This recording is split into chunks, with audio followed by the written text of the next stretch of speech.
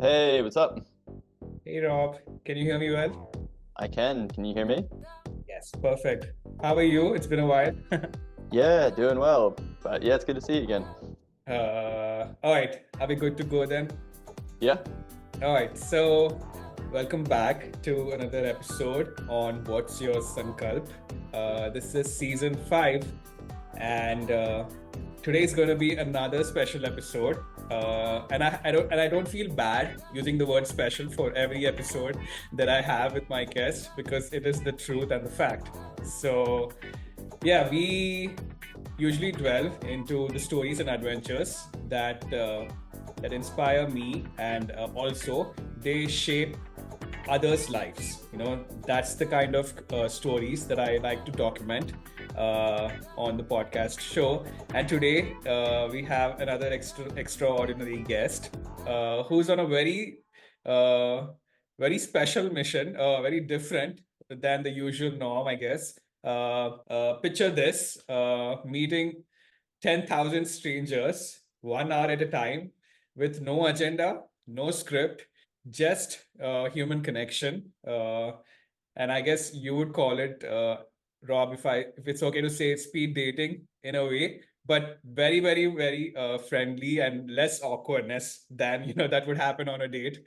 So yeah, we have Rob, and he's on this insane mission of meeting individuals from across the globe. And his goal is to hit 10,000 individuals, stories, human connections, but no time restriction. Do you have a time restriction, Rob?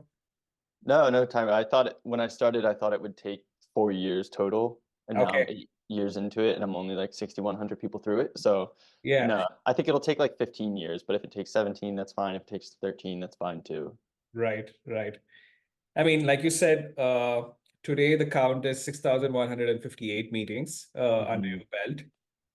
Obviously, as you go forward, as you move along, you'll definitely meet people who have not heard of you yet, unfortunately, and they don't know why you're doing this insane challenge. In today's world, obviously, yeah, it's a bunch of challenges out there, right, that people are pursuing. So please give us the honor of understanding why this started, how this started, and yeah, please take away. Yeah. So I went to Penn State University, which is a big school here in Pennsylvania. It's like 40,000 students, and I knew a lot of people when I was a student there. I was a tour guide, I was in a fraternity, I was part of a fundraiser for the fight against pediatric cancer, and I knew so many different people. And I went from that environment into the cubicle of consulting. Right. And when I was there, I was like, okay, I miss being able to get to know people without any type of agenda.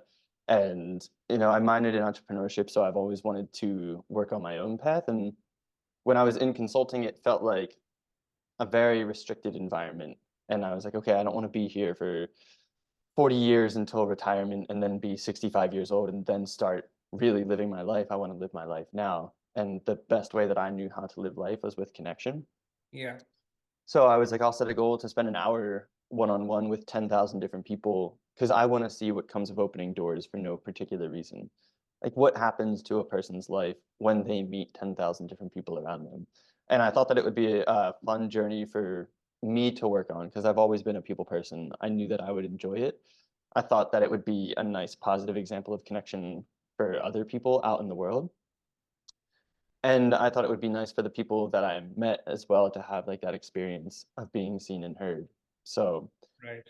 yeah, it was like all of those things wrapped up into the project. And I graduated from Penn State in 2013. I did consulting for a year and 3 months. Then I went to a tech startup in Philly. And when I made that switch to the tech startup, I moved into the city of Philadelphia.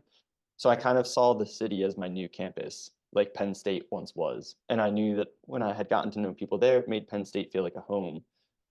And I was thinking I'll do the same thing here in Philadelphia and eventually beyond. Like I'll meet the first 1,000 people here in Philly, and the next nine will be a mix of Philly and the world. And that's kind of how it's played out so far, which is really cool. I want to break it down a little bit, Rob, if that's okay, Sure. because for people who have incredible ideas like these,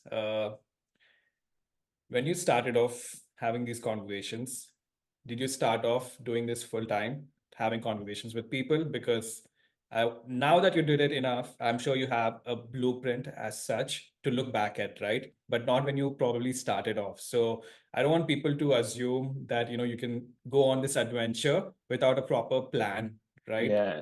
It'll backfire. And that's what happens a lot these days, right? People set out on an adventure or, take up a challenge, but they don't see how difficult it might get eventually. And it's Mhm. fair, it's not fair, right, to predict that when you start off. So tell us the reality of it, if I can say, on how you have you started off, how did you manage your balances, income, and all of that while pursuing this project? Yeah, it's a great question. I was working at the tech startup when I started this. So I met one person in November of 2015. And then so that was like after work, right? I was still working full time at this tech startup. And then I met three people that December, and then three people that January, and I Okay. think like four that February. So it was like 3.5 months before I even met 10 people. Right. So, and it was just like no one knew about it at the time too. So the risk, if I had started it and then decided after 10 people, hey, I don't want to do this anymore, it wasn't like I was letting anyone down, right? Right. Aside from maybe those 10 people that I told I was going to meet 10,000 people. Right. Yeah. So it was a very small part of my identity when I started. But every time I did it, I enjoyed it enough to continue doing it. So in the first 8 months, I met like 100 people. And Okay. this again was after work or on the weekends. And one of the things I liked about it was it started to add a lot of variety to my day. Like instead of going home and watching the same show and eating dinner and scrolling on social media and then going to bed and repeating, I would finish work and then I'd go meet someone at a cool coffee shop or I'd meet them at a bar. So it started to add variety into my life. And then after 8 months, that tech startup that I worked for, they were acquired and I was laid off as part of that acquisition. So in June of 2016, I lost my job and I had a decision to either look for another job or to dive into my project full time. And Right. I decided, okay, I had like 1 month of severance. So I said, I'll do this full time for 2 to 3 months. And if it is going well, I'll continue to do it. And if not, I'll go back into consulting for like one of the big four companies like Deloitte, EY, whatever. Mhm. So that was my mindset around it. And yeah, it's funny because I would say that I didn't have a proper plan for it either. I had an idea of what I thought would happen. Like I thought what I was doing was really interesting. And Instagram at the time was becoming a platform where people who were sharing interesting journeys were able to form partnerships with businesses who aligned with their values. Right. So I thought any business that aligns with human connection, I'll be able to partner with them someday because I thought what I was doing was interesting. And right before I was laid off, I had just started getting press in the Philly area. Okay. So Mhm. to me, that was like validation that other people found it to be interesting too. And people started reaching out to me to be part of it. Okay. But it wasn't until 2021 that I started finding like some semblance of financial stability. And I would say it's not until this current year, 2024, that I've actually settled into a place where I'm like, okay, I'm all right financially now. So yeah, it took a very long time to get there, but no regrets. Absolutely. So just to confirm, you said you were doing this as a side hustle for a few months while you were in the startup, and then eventually the unfortunate thing happened of the layoff. Then you had the time to do this full time. So you were kind of juggling both of it, the job and the side hustle, for a little while, I Mhm. mean, at least half a year. So that gave you the courage and the strength. Meanwhile, you also gained some interest through other people watching you, the media watching you and those kind of stuff, right? So that's the support you had. Yes. Yeah. So, and then eventually, you're not earning from any of these conversations, right? So it's just meeting people, making friends, human connection. How did the journey of maybe branding or sponsors or those kind of stuff start to happen for you? Like, or do you Mhm. now have a team who, helps you out, or is it still all by yourself? Yeah, so in March of 2017, I did my first partnership, which Okay. was I think it's a lot less formal than people would think. Like it was literally me and a guy that I met from my project. Okay. We were having the meeting for my project and we were at a bar in Philly and he ran a mom and pop pharmacy Okay. called Fishtown Pharmacy. And he was like, "Oh, I think what you're doing is so cool. I would love to be or love to support you in some way." And I was like, "Oh, well, I'm actually trying to have sponsors. Like my goal was to have a sponsor every month." And at the end of the caption, I would put presented this month by, and I would tag their account. And he was like, "Oh, that's cool." So it was like March 10th, and I said, "If you want to give me $200, I'll tag you in every post for the rest of the month." And he said, "I'll give you $300 and we'll call it a deal." So he increased the rate for, and that's kind of how people were. Because so then I started tagging him, and then an urgent care center that was new to the city reached out to me, and they said, "Hey, uh, what's the deal with your partnerships? We see you're tagging these accounts. Like, how do we get involved with that?" So then I met the CEO of that for my project, and I told him like, "Hey, I'm trying to get to like $1,000 for the month so I can cover rent and healthcare." And he was like, "All right, I'll be right back. I'll write you a check for $1,000 for next month." So they sponsored me for the next month, and then I was telling my dentist about it, and my dentist was someone who was part of my project, and he said, "Why didn't you ask me to sponsor you? You know, I would have loved to sponsor you." So then he became my sponsor for the next month. So it started to take shape in that way, but I still, with that, was not making enough money to survive. I was just losing money at a slower rate as a result of that. And then I ended up living in LA for the summer of 2017. And in 2018, I was on Ryan Seacrest's radio show. And I come from a sales background from the startup. So I took that audio and I sent it to the head of partnerships at WeWork. And then he passed me down to someone else. And I ended up having a 9-month partnership with WeWork, the co working space. Right. And so the media attention helped me get the attention of them, and then did the Hmm. 9-month partnership. That partnership ended March 11th of 2020. So Right. there was just no physical way for it to extend beyond that because of COVID. And during COVID, well, in August of 2019, I had met a woman who's a public speaker, and she shared with me her experience, and she said, "There's room for you in this industry." So during COVID, like I stopped doing any type of partnerships, and I started running online seminars to teach people how I got to know people. And I Okay. would just say like this Sunday from 1 to 2:30 p.m., I'm gonna have this Zoom call. I'll tell you how I get to know people. I'll introduce you to other people from around the world, and you can just donate whatever you feel the value is afterwards. And eventually, like I'll take this to universities and corporations. And that was what happened. So that was like December of 2020 that I was doing those online seminars. In April of 2021, I did my first paid speaking engagement. And then tomorrow, I will be doing my 52nd paid speaking engagement. Is it fair to say that were you actively looking for it, like sponsorships or and everything, or do you think definitely the hard work that you already put in to have these connections that helped you because they were able to ask you if you need any kind of help or sponsorship and those kind of stuff, but do you think y- you were kind of lucky and you were in the right place at the right time, with your dentist or your friend, talking about other things, and then those kind of stuff? Do you think 50-50? How do you rate that? I would say it was more of like an active effort on my part Okay. because I I was always looking for partnerships, and I like emailed a bunch of different brands and stuff. And So how did I you have like an understanding of that, that you could make money like that with partnerships? Is it through your education or something that you learned online, or did you someone give you advice on how this works? well, I think like just seeing other accounts on Instagram at the time, Okay, I understood that they had partnerships, but right. the way in which I did partnerships was different from other people. Like I don't know anyone else who would tag a brand in every post. But Yeah, part of it is like it's entrepreneurship, so you can just make up the rules as you go, right? right. Like I didn't have to follow like a Right, partnership thing. It was just I was looking for money to support myself. Companies had right. it and wanted to do so in a way that gave them exposure as well. So yeah, like I've emailed a ton of brands, and even when I got into speaking, I've called like every school in my state and the states next to me trying to speak there. I emailed so many different places, and unfortunately sometimes you're just being busy and not productive.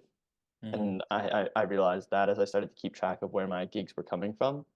Right. Uh, but yeah, like with the WeWork partnership, that was my biggest one, and that was just because I literally Googled like head of partnerships WeWork, found who it was, cracked his email because I knew how to do that from my sales days, and then sent him an email and was like, "Hey, here's my project. I've met a lot of people at your WeWork spaces. We share the values of community and entrepreneurship. Here's Ryan Seacrest talking about my project to show you that it's important." And yeah, that's kind of how it worked. I wanted to highlight that because I want this episode to have a few life lessons that you can give out to the listeners out there. And one of those life lessons I will say will be connections that you made, not with the project, but Mhm. outside of that. Big and what do you have to say, about how important it is to, just reach out, just ask for it, just send that email, even in terms of, applying for jobs, right? You go on Mhm. LinkedIn, you don't even know that individual, you just reach out, message them, share your resume, and then, ask for opportunities. It could be your alumni from college. That's what happened with me. That's how I landed my job. I just reached out to my alumni from my university, and he didn't even know me, right? So Mhm. what advice do you have, after having such experience of just asking for it? Maybe there is some kind of a structure behind it. Yes, you need to have your documentation, you need to know what you're asking for, but the fact of just doing it is a step towards a goal, right? What kind of Mhm. advice do you have about that? Yeah, I think there's a quote that I really like. It's the audience cannot see what you do not give them to see. Right. So in other words, like WeWork's not going to come to me being like, Yeah, "Hey, we want to give you a partnership," but exactly. they had the ability to do so. So they needed me to come to them and be like, "I have this project, I have this idea, I want to work with you." So yeah, I think it is. It's just about voicing what you're looking for. But like you said, you have to have your ducks in a row Yeah, too. Like if exactly. I go to WeWork and I had only met 10 people and I had no media coverage on my project, then that email is never getting answered. But because I had traction and social proof, I Right, could go to them and say, look, I've already built it. right. I'm just taking it to you so because I think we can add value to each other. So I think that's an important thing is like the audience cannot see what you do not give them to see. And Mhm. if you feel insecure of like, I don't think I should reach out yet, like make sure you have your ducks in a row. And when you have them in a row, then be confident in going and asking for what you need. Right.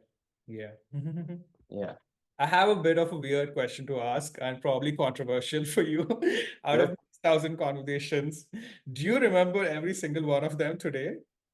No, not at all. I mean, Wow. I Okay. remember, yeah, yeah. I remember a lot of them, but I feel okay saying that because I don't think Okay. anyone in the world could Yeah. remember Yeah. 6,100 conversations. Yeah.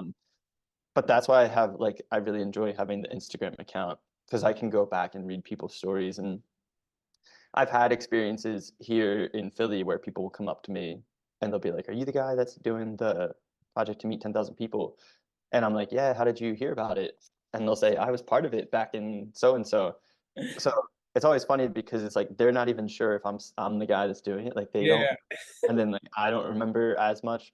But then we have that interaction, and it's like we dive back into knowing that we met with each other and we just build on that foundation that we created whenever it was.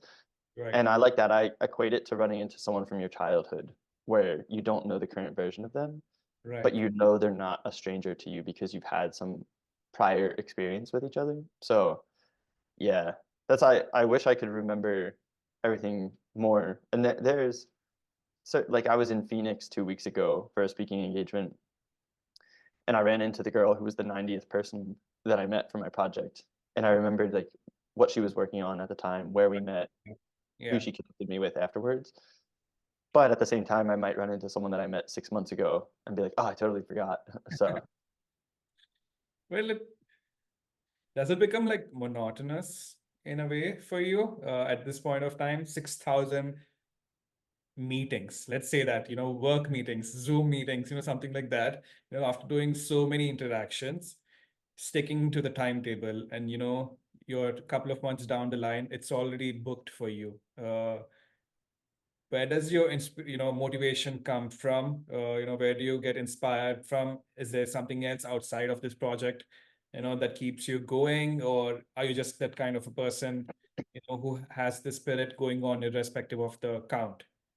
yeah, I think um, I always say I believe that every human interaction has the potential to change your life, no matter how brief. Right, And right, I really believe that to my core. So if I do believe that, then it makes every conversation interesting because you just never know what kind of impact it's going to have on you. Like it could be someone gives me a book recommendation that I'd never heard before, or they expose me to a new musical artist that I go listen to, or they might open up a door for a new opportunity, or make me think differently about the way I interact with my family. So all of these different things are things that I've gotten through chatting with people. Right. So yeah, it's just like I think I really enjoy it in that sense. And there's a word, it's from like this dictionary of obscure sorrows. It's called onism, and it's defined as the awareness of how little of the world you'll experience. Right. And I really don't like that idea that I'm not going to experience a lot of the world. Yeah. So the way that I know how to take advantage of my time here is to connect with other people and hear what their experiences were like. So I honestly think in that way, like let's say like the average life expectancy is 80 years old. I'm 33, which means I have 47 years, hopefully more, but like Mhm. on average 47 more years to go. I don't want to waste my time. I think people think we have a lot of time, and I don't think that we have Right. enough. So Yeah. yeah, it's like it's that kind of motivates me. And then at the same time, like there's always stuff happening with the project too because of it. Like now speaking is starting to pick up, and the experience of being able to meet people and like grab a coffee and not feel the financial pressure of that is new to me. And that's exciting. Like now I'm starting to travel around to speak, and I'm speaking in Iowa tomorrow, but I spoke in India back in November. And so like there's this whole new adventure with the project, and I'm going to post about it today on Instagram. I met a guy in November who was in the audience of one of my talks, and he's in the event planning space. So now we're organizing a cruise for September to like bring people from my project or who follow it together in a way that they can go and meet new people. So that's a whole new thing. So Right. it's like, yeah, it doesn't get monotonous because there's always some type of adventure. And I have that core belief that like every interaction is meaningful. And I'm gonna say life lesson again because YouTube will automatically make these segments of the video. So life lesson again about this, meeting people in today's world. I feel like a lot of us prefer being indoors, hooking on to some kind of a digital media or platform, and then scrolling through that, and we don't prefer those human connections anymore. How you also said about how much it impacts your journey and your life. How much has it, do you think, or, do people come back to you and tell you, how much it affected their lives? Even though it's just 1 hour of that conversation, for me, for example, 1 hour with you, I got to know, 1 hour with Vineet Vincent, through whom I got to know about you, right? So I got to know about your project, about all these people that I now watch on your Instagram profile, their stories. That's the kind of impact that it has made. And it also has inspired and motivated me to continue on this podcast journey, in meeting people, and made me realize, sometimes you also forget why you initially started it. That beautiful feeling that you get, me talking to someone, learning something new, like you said. Mhm. So have people come back to you? Does that happen a lot where they tell you how much it impacted, or some kind of a change that they've had in their life because of that 1 hour with you? Yeah, I do have that sometimes people will message me, and sometimes I've had people who've like been inspired to go on their own journeys of connection, which is always really cool to see. Sometimes after they've talked with me, sometimes just because they saw my project through like a media thing or something like that. And that has always even inspired me further because like there's a girl in Ethiopia who's trying to meet 100 people because she saw my project. And that's crazy to me that someone Yeah. in Ethiopia, like her path has been changed because of my path. And she said that she got a job with like her dream job at a local radio station because of someone that she met, which is crazy to me. And it's like she did all the work, like she made the decision to go out and meet people, but she took some piece of inspiration from my project, which is really cool. But yeah, I think I've had like small things. Like I know that one person that I met saw another guy's profile who was a financial advisor, and then he started working with him, so they became like a client and advisor. And I'm sure there's a lot of stuff like that that happens that I will never know about.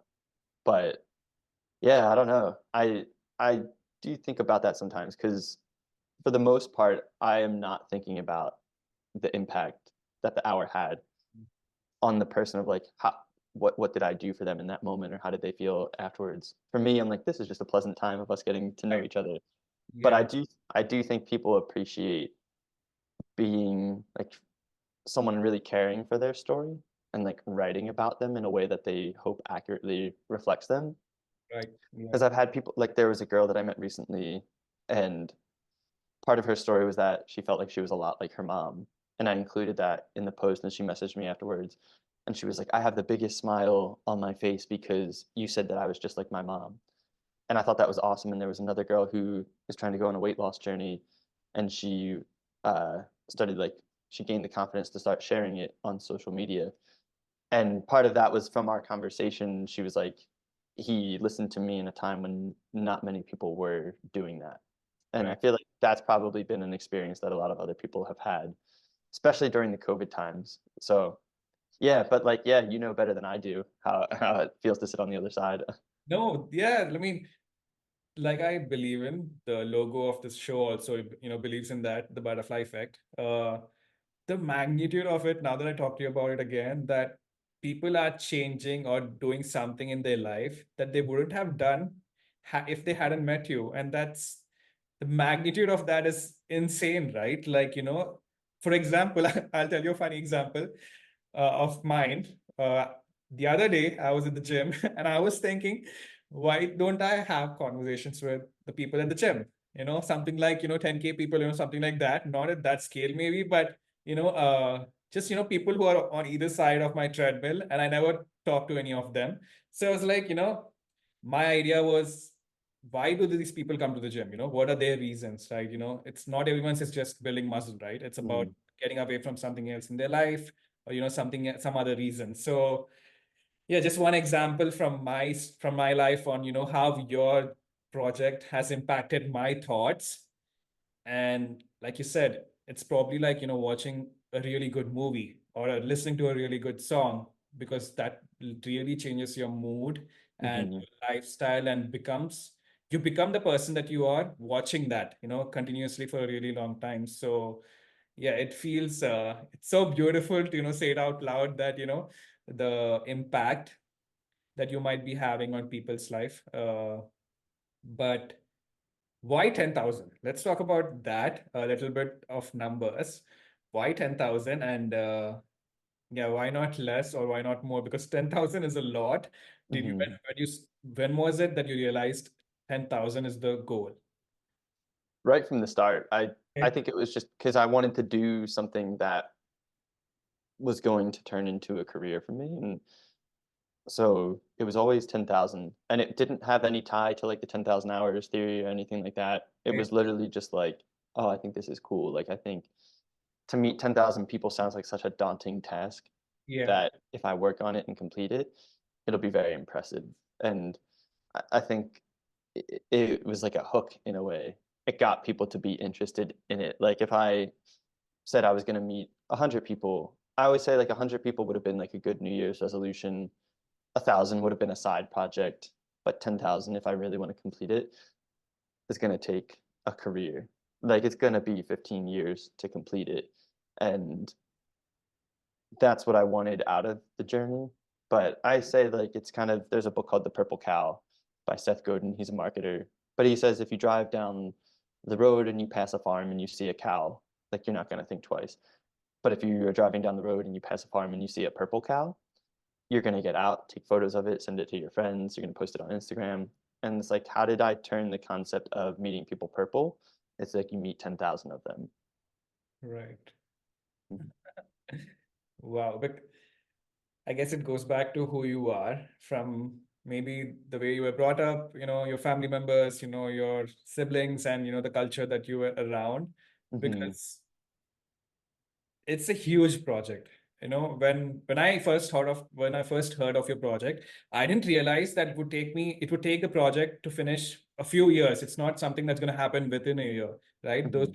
That kind of realization I had later when I did the math of 365 days in a year, Yeah. 365 conversations. And you had that kind of a thought and a structure at a very young age, or start of your journey. Would you give any kind of credit to the surroundings you were in, the house that you lived in, or what the upbringing that you have? Yeah, I think I there's a lot that I can credit to that. Maybe not like I don't know, like the structure, I mean, I'm sure that too, but I grew up with like two loving parents, two older siblings who were good examples for me, and I grew up in a loving environment. So I think that's really important because I didn't have to overcome any trauma to trust people. Like there are people who have been hurt by other people in their lives, and I don't necessarily know if they could go out and meet 10,000 people because they might not have had the same experiences that I've had growing up. So I'm very fortunate to be in that position. And like my parents were good, like they helped me study and stuff, but they also at the same time were like, just do your best in Right. school. So that was really important. I worked for a financial advisor in high school who had a small company, but he did very well for himself and he was very ambitious. And I Right. think that had an impact on me. And then I've always, fortunately, like in college and stuff, been surrounded by a group of friends who are really ambitious in their own lives. So I Right. never had people dragging me down. I always had people lifting me up. And that was good because it allowed me to stay motivated. And then I do think there is some sort of like internal, I don't know where it comes from, but just desire to Yeah. do something different or to take advantage of life. And like examples out there, The Buried Life was a show on MTV that really inspired me when I was in high school. Modern day version of that is Yes Theory on YouTube. So things like that, where I felt like people were really taking advantage of life, always inspired me. I also want to ask, have you seen any kind of pattern as such? It's a very technical question about people interactions and those kind of stuff. Have you seen anything that connects somehow all these stories that that have come into your life in any way possible? If you can think of.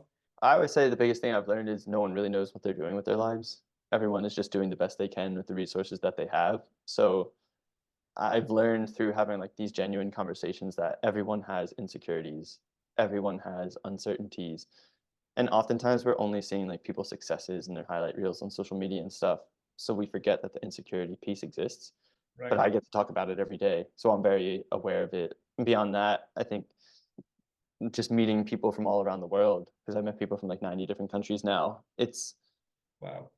It's like it doesn't matter. The human experience thematically is very similar. Like we all have a family dynamic. Some people might come from parents of divorce. Some people might have one parent, one who passed away. Some might have two, but we all have a family dynamic that impacts who we are emotionally. We all have like some type of education or career that we have to do to pay the bills.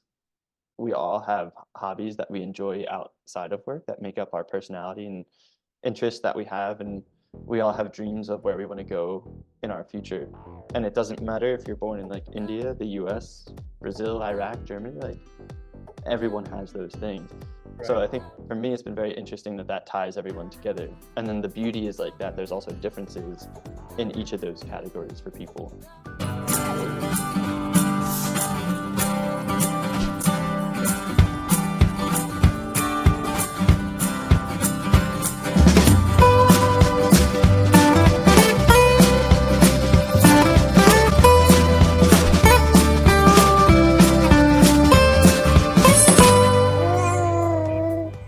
All right, so I was asking you about if there's any kind of a pattern that you observed in these 6,000 conversations that you had so far. And, like it's kind of like movies, right? Like you kind of know what's going to happen, but Hmm. still go and, watch the movie because there's some kind of an adventure or some kind of suspense attached to it. And I'm not being disrespectful to the people that you're having conversations with. Like I'm not saying you're already expecting a kind of a template, right? Like this is going to be their background. They're going to talk about their education, but not really. But I've watched your posts, I've seen the clips. It's very unique, every conversation that you have, the things that they talk about. Hmm. Do you remember any such conversation that comes to your mind where uh, the conversation went like North Pole and South Pole, the things that you talked about or something that you learned during the conversation? Yeah, I mean this week I was talking with a you talk like north to south pole like uh with this girl in Detroit, and we were talking about like the Detroit Lions and how they were close to being in the Super Bowl and stuff, and talking about sports. And I asked her if she had lived in Detroit all her life. And Mhm. then she was like, yes. And so she went on to explain her background. And her background was she got married at 24. She had her son. Her husband, like, just up and left one day. Turns out her husband was having an affair. And so they got divorced. The husband had a new girlfriend with the woman that he had cheated on her with. And this woman had like a really bad feeling about her ex-husband's new girlfriend. And she tried to look her up on the criminal record and all that stuff, Right. didn't find anything on her. So the court said that they did 50-50 custody. And it was like less than a year later, this woman that I was talking to got a call and her son was at the hospital. And she said that he actually came in as a homicide case because they didn't think that he was going to make it. He was 1 year old at the time. Right. And um, he had a traumatic brain injury because her ex-husband's girlfriend had forcefully shaken him. So it was like shaken baby syndrome. Okay. And Hmm. he had to have like all types of surgeries. He had lasting uh, brain damage, like almost was blind in one of his eyes. And her whole thing was she was so infuriated with this woman who obviously like changed her child's life, and that she wasn't able to catch this earlier, that she went and created a law where, and then she came to find out that this woman had 2 prior convictions of child abuse. She was like, why was I not able to find this back when I was looking at this stuff? So she made a law where if people are convicted of child abuse, they are now kept in a database where almost like a child sexual abuse database, but it's like in Michigan at least, like if you have concerns about someone that's working with your child or whatever, you can email this list. It's called Wyatt's Law. And you can email this email and say like, hey, I want to check if this person is on your registry. And they will email you back with like a yes or no. So Detroit Lions, Mm. son Yeah. getting shaken at having his life changed. So yeah, and that was one of the deeper stories that impacted me because I just can't imagine what this woman has gone through over the Right. last decade. And yeah, it's wild, people's stories that exist out there, but I'm lucky to be able to have a space where they feel comfortable sharing them. Yeah, exactly. Like, do you feel some kind of a responsibility now? Because, like you said, such conversations, people, even though they know they're going to be on your social media platform, they still might open up about topics that they don't really talk with every single person that they met, and let alone with a stranger that they're going to have only 1 hour conversation with.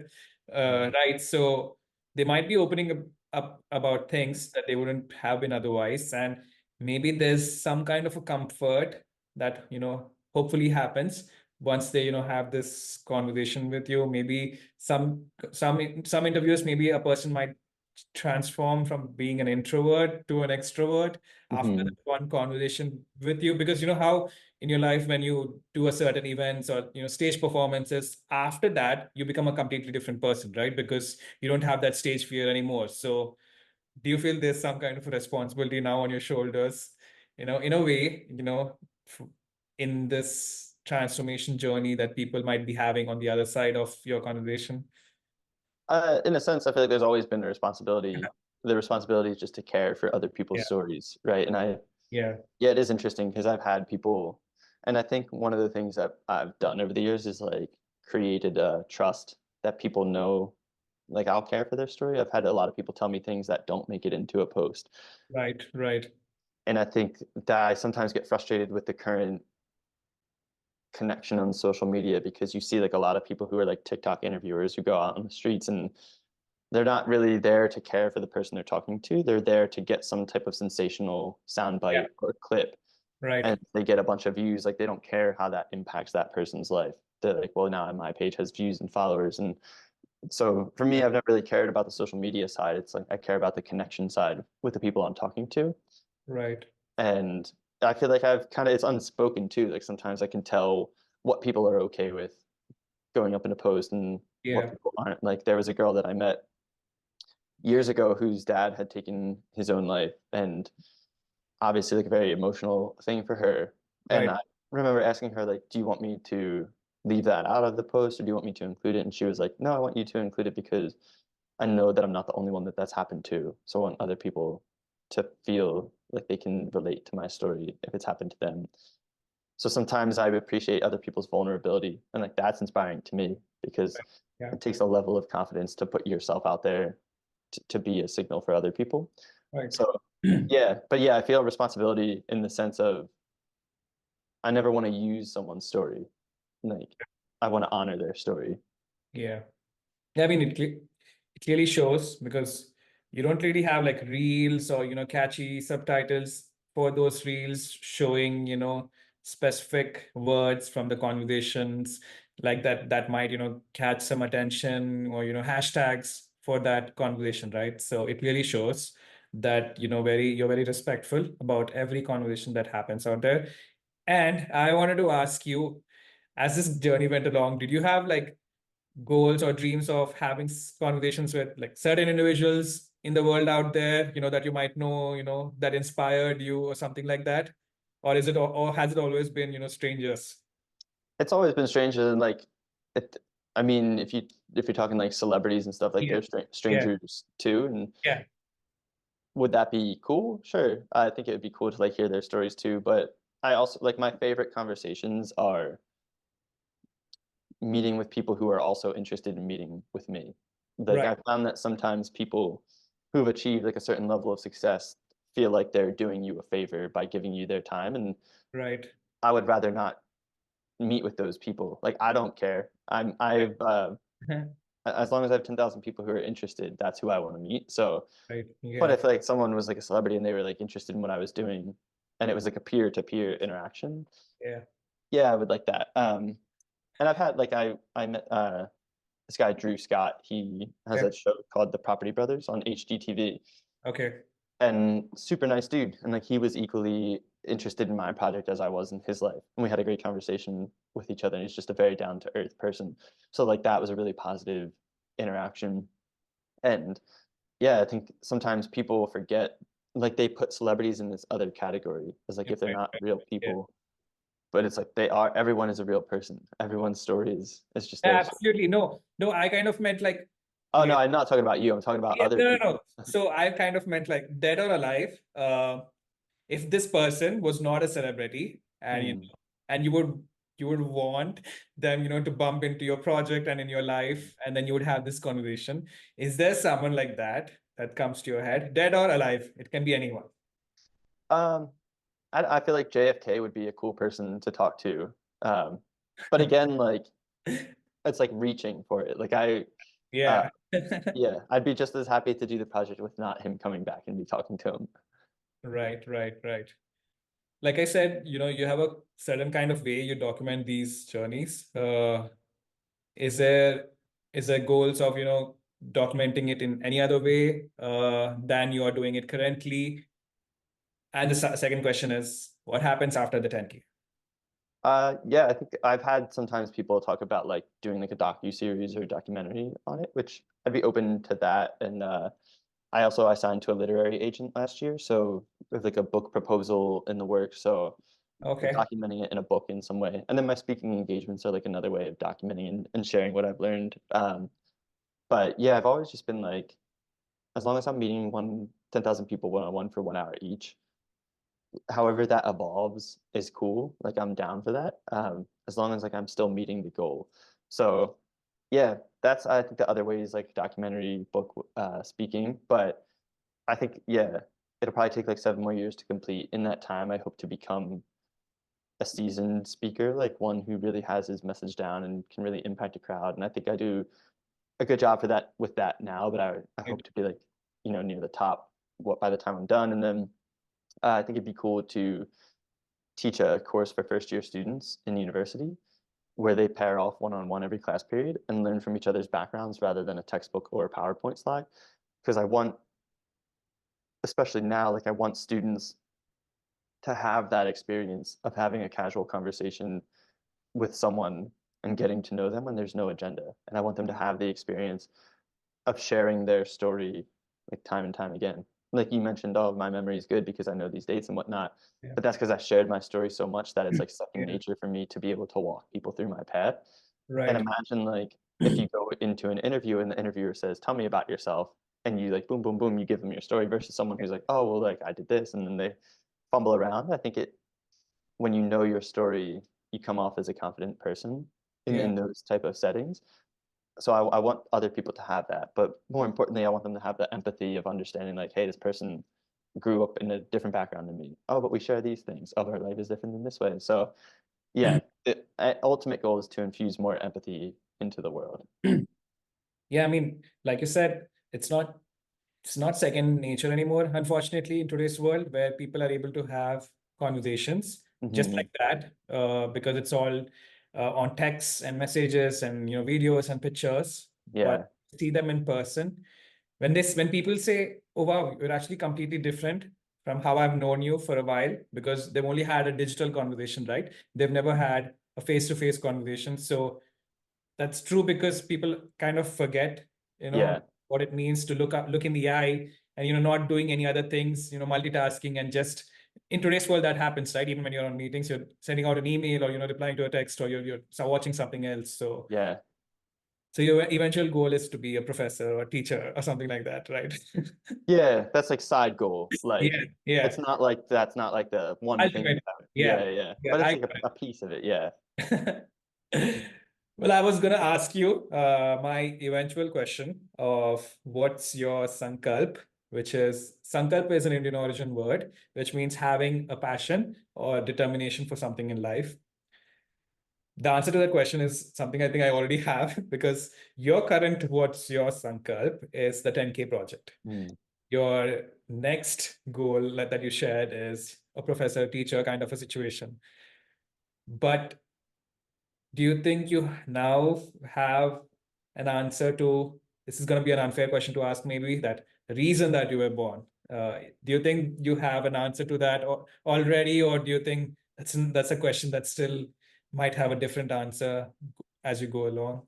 Yeah, I think now it's like that idea to infuse more empathy into the world. But Yeah, that's like, I mean, I've only been working on that from like 24 to 33. So, and like, let's say I finish by the time I'm 40, then at 40 I might do like a totally new thing, and yeah, that's part of what I love too, is like you meet so many different people. It exposes you to what you could do in your own life. So like chapter 24 to 40 might be infuse more empathy. Chapter 40 to 50 might be something totally yeah, different. So um yeah, I think it's just that's it. I think right now, and just to treat people with kindness right, too.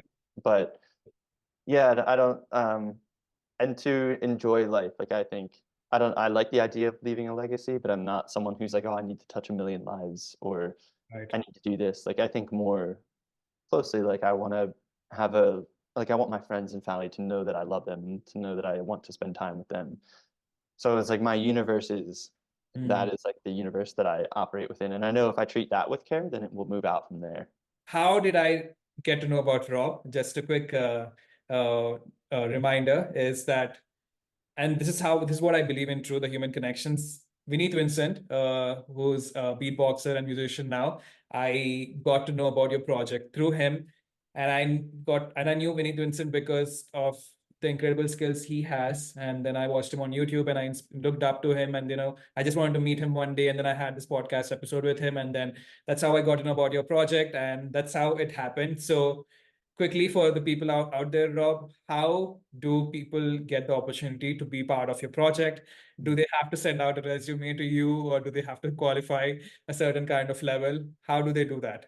All they have to do is shoot me a message on Instagram and say, "Hey, I want to hang," and I'll send them my availability, and we'll set up Yeah, a time and we'll chat. So it's super easy, and I'm accessible, and I'm usually booked like a month out, but then sometimes I have people who cancel like the next week, and I have openings. So yeah, um, yeah, but there's no qualifications. They don't have to have an interesting story. yeah. They just want to spend time with another person, and I'm happy to spend time with them.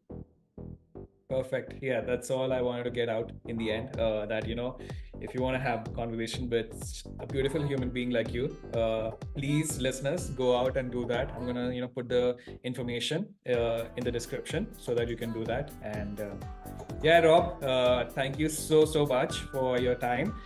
It's been it's been a beautiful journey, talking about your journey and all the journeys that you had so far, that you communicated so far with the people out there. So yeah, thank you so much for giving me the opportunity to be part of your life twice. Yeah. Last 1 year, and yeah, we'll see where this journey goes between us and our individual journeys. Yeah, thank you. Yeah, and likewise, thank you for giving me the opportunity to be part of your life twice and to give me a platform to share my story. I appreciate it. Absolutely. Yeah. Thank you so much, Rob. Take care. And I obviously will be in touch with you offline. Yes. All right. Sounds good. Bye-bye. Bye.